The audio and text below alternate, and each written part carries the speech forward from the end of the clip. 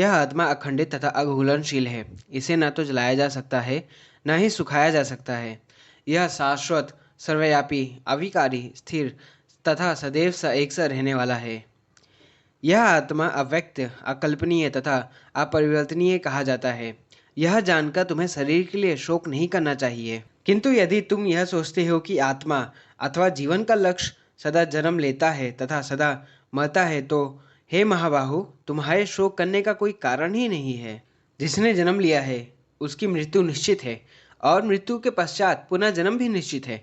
अतः अपने अपरिहार्य कर्तव्य पालन में तुम्हें शोक नहीं करना चाहिए। सारे जीव प्रारंभ में अव्यक्त रहते हैं, मध्य अवस्था में व्यक्त होते हैं और विनष्ट होने पर अव्यक्त हो जाते हैं। अतः शोक करने की क्या आवश्यकता है?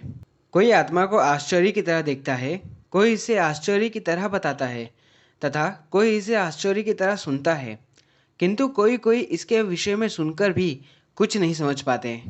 हे भरतवंशी, शरीर में रहने वाली देही का कभी भी वध नहीं किया जा सकता। अतः तुम्हें किसी भी जीव के लिए शोक करने की आवश्यकता नहीं है। क्षत्रिय होने के नाते अपने विशेष धर्म का विचार करते हुए तुम्हें जानना चाहिए कि धर्म के लिए युद्ध करने से बढ़कर तुम्हारे लिए और कोई कार्य नहीं है। अतः तुम्हें संकोच करने की आवश्यकता ही नहीं है। हे पार्थ, वह क्षत्रिय सुखी हैं जिन्हें ऐसे युद्ध के अवसर अपने आप प्राप्त होते हैं, जिससे उनके लिए स्वर्ग लोक के द्वार खुल जाते हैं। किंतु यदि तुम युद्ध करने के स्वधर्म को संपन्न नहीं करोगे, तो तुम्हें निश्चित रूप से अपने कर्तव्य की अपेक्षा करने का पाप लगेगा और तुम योद्धा के रूप में भी अपयश खो दोगे। लोग सदैव तुम्हारे अपयश का वर्णन करेंगे, और सम्मानित व्यक्ति के लिए यह अपयश तो मृत्यु से भी बढ़कर है।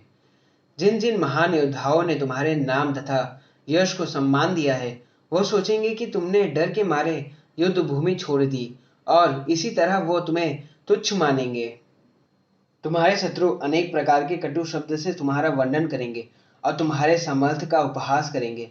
तुम्हारे लिए इससे दुखदायी और क्या हो सकता है?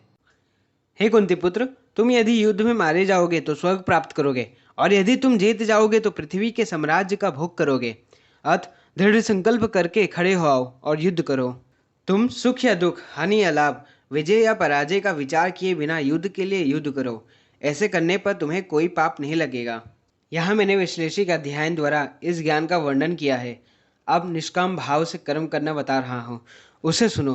हे पादपुत्र, तुम यदि ऐसे ज्ञान से कर्म करोगे तो तुम कर्मों के बंधन से अपने को मुक्त कर सकते हो। इस प्रयास में ना तो हानि होती है, ना ही हर्ष, अपिंतु इस बात पर की गई अल्प प्रगति भी महान भय से रक्षा कर सकती है। जो इस मार्ग पर चलते हैं वो प्रयोजन में दृढ़ रहते हैं और उनका लक्ष्य भी एक होता है। हे गुरुनंदन, जो दृढ़ प्रतिज्ञा नहीं है उनकी बुद्धि अनेक शाखाओं में विभक्त रहती है। अल्पज्ञानी मनुष्य वेदों के उन अलंकारी शब्दों के प्रति अत्यधिक आसक्त रहते हैं जो स्वर्ग की प्राप्ति, अच्छे जन्म, शक्ति इत्यादि के लिए विविध सकाम कर्म करने की संस्तुति करती है। इंद्रिय तृप्त तथा ऐश्वर्यमय जीवन की अभिलाषा के कारण वो कहते हैं कि इससे बढ़कर और कुछ अच्छा नहीं है। जो लोग इंद्रिय भोग तथा भौतिक ऐश्वर्य के प्रति अत्यधिक आसक्त होते हैं, ऐसे वस्तुओं में मोहग्रस्त हो जाते हैं, उनके मनों में भगवान के प्रति भक्ति का दृढ़ निश्चय नहीं होता। वेदों में मुख्यतः प्रकृति के 3 गुण का वर्णन हुआ है। हे अर्जुन, इन तीनों गुणों से ऊपर उठो। समझ, द्वितीय और लाभ तथा सुरक्षा की सारी चिंताओं से मुक्त होकर आत्मपरायण बनो। एक छोटे से कुरूप का सारा कार्य एक विशाल जलाशय से तुरंत पूरा हो जाता है। इसी प्रकार वेदों के आंतरिक तात्पर्य जानने वाले को उनके सारे प्रयोजन सिद्ध हो जाते हैं। तुम्हें अपना कर्म कर्तव्य करने का अधिकार है, किंतु कर्म के फलों के तुम अधिकारी नहीं हो। तुम ना तो कभी अपने आप को अपने कर्मों के फलों का कारण मानो, ना ही कर्म न करने में कभी आसक्ति हो आओ। हे अर्जुन, जय तथा पराजय की समस्त आसक्ति त्याग कर संभाव से अपना कर्म करो, ऐसी समता योग कहलाती है। हे धनंजय, भक्ति के द्वारा समस्त ग्रहित कर्मों से दूर रहो और उसी भाव से भगवान की शरण ग्रहण करो। जो व्यक्ति अपने साकाम कर्म फलों को भोगना चाहता है वो कृपण है।